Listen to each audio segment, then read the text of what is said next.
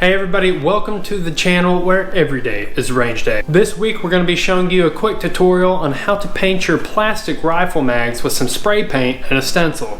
This is very similar to another video we've already done about painting your rifle mags in general, so if you have metal mags you can go watch that video, but we had a viewer ask us to paint plastic mags specifically, so we're going to show you how it's done.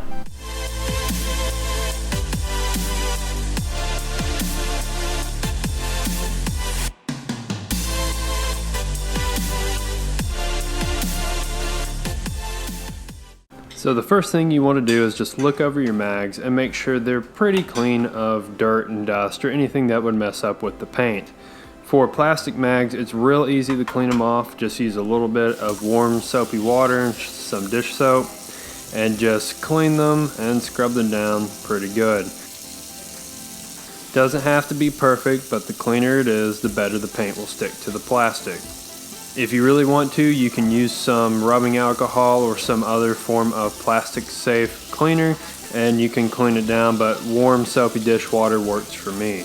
After that, just get a paper towel and just pat it dry it the best you can, and then let it dry for a little bit just to make sure there's no water on the mag when you're done.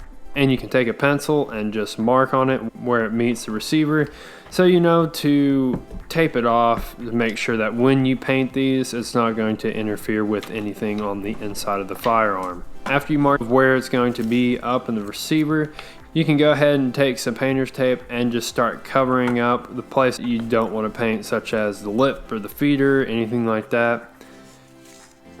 And if your mag has a plastic window to see how many rounds you have in it, you can go ahead and tape that off and use a knife to cut slits down the side, so you could just peel it off in the end. That way you can retain that function of that window. It's time to move on to painting the mags. So first of all, you want to protect your house, your garage, your back porch, whatever you decide to paint on. It's nice to cover it with some plastic tarp or some cardboard, something you don't care to get some paint on, because with spray paint it does tend to get everywhere. And you want to pick out your stencils. So your stencils for your patterns that you're going to put on your mag for your camo, it should match your region. I found that this hexagonal shape stencil looks pretty good, and to do that all I do is just cut up a little bit of some old laundry bag and lay that down. So today on these mags we're going to be using 3 paints. We're going to be using 3 colors, 2 which are Rust-Oleum camo, tan and black, and then I just use a little bit of Rust-Oleum gray. First of all, you're going to want to lay a base coat down on the mags. For the base coat on these, I decided to go with tan or khaki because I am going for a little bit of a dirty concrete look, so I wanted to have some tan base at first. So after you get those painted, go ahead and let them dry a little bit.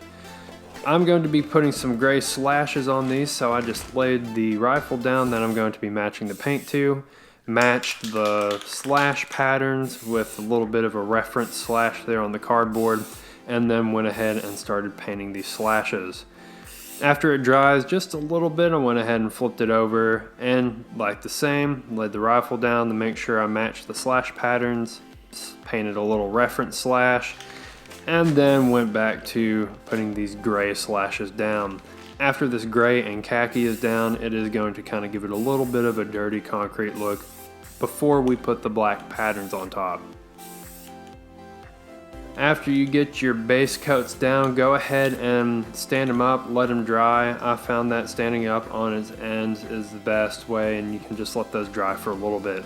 So after your mags have had some time to dry, you can go ahead and put your stencil on, and then in the same slash pattern, do some light, quick slashes on top, and then go ahead and flip them over. Do the same again with the stencil. The closer you can keep it to the mag, the better it's going to look and the more defined that pattern is going to be. So if you're looking for something a little less defined, pull that stencil back, but I do like the clear cut corners of the hex kind of shape it makes, and you can see it turns out pretty good. and I'm a big fan of the hexagonals.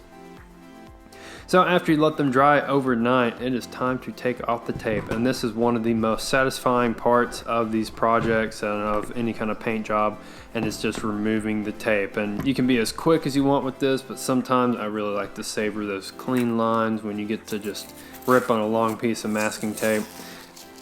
There you have some painted plastic rifle mags. Thank you everybody for watching this video. If you like this video, please let us know by leaving a thumbs up or a comment down in the comment section below. If you had any questions or you want to comment on anything during the video, leave that down in the comment section below and we will get back to you. If you like the channel and you want to keep up with it, please go ahead and hit that subscribe button. This has been Mac with Range Day, where every day is range day. Thank you for watching.